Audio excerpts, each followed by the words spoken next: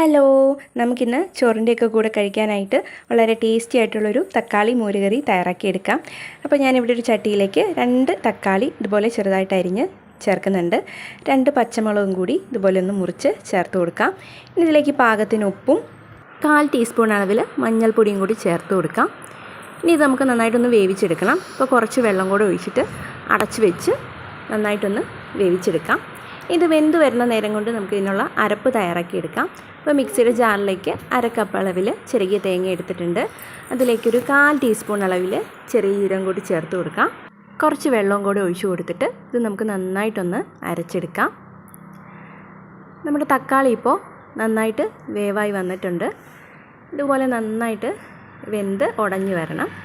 ഇനി നമുക്കിതിലേക്ക് നമ്മൾ നേരത്തെ റെഡിയാക്കി വെച്ചിരിക്കുന്ന അരപ്പ് ചേർത്ത് കൊടുക്കാം. മിക്സിയുടെ ജാറിലേക്ക് കുറച്ച് വെള്ളം കൂടെ ഒഴിച്ച് അതും കൂടി ഞാനിതിലേക്ക് ചേർത്ത് കൊടുക്കുന്നുണ്ട്. അപ്പോൾ ഒരുപാട് വെള്ളം ഒഴിച്ചു കൊടുക്കേണ്ട ആവശ്യമില്ല. നമുക്കിതിലേക്ക് മോര് ചേർത്ത് കൊടുക്കേണ്ടതാണ്. അപ്പോൾ ഒത്തിരി വെള്ളം ഒഴിക്കേണ്ട കാര്യമില്ല. ഇനി കുറച്ച് കറിവേപ്പില കൂടി ചേർത്ത് കൊടുക്കാം. ഇനി നമ്മുടെ ഈ അരപ്പൊന്ന് നന്നായിട്ടൊന്ന് തിളച്ച് വരണം. അപ്പോൾ തിളച്ച് കഴിയുമ്പോൾ നമുക്കിതിലേക്ക് മോര് ചേർത്ത് കൊടുക്കാവുന്നതാണ്.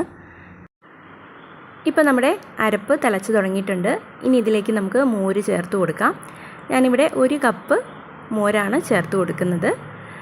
മോര് ചേർത്ത് കൊടുത്തതിന് ശേഷം നന്നായിട്ടൊന്നും കൂടി ഒന്ന് ഇളക്കി കൊടുക്കാം. അപ്പോൾ ഇതൊന്ന് നന്നായിട്ടൊന്ന് ചൂടായി കിട്ടണം. തിളയ്ക്കാൻ പാടില്ല.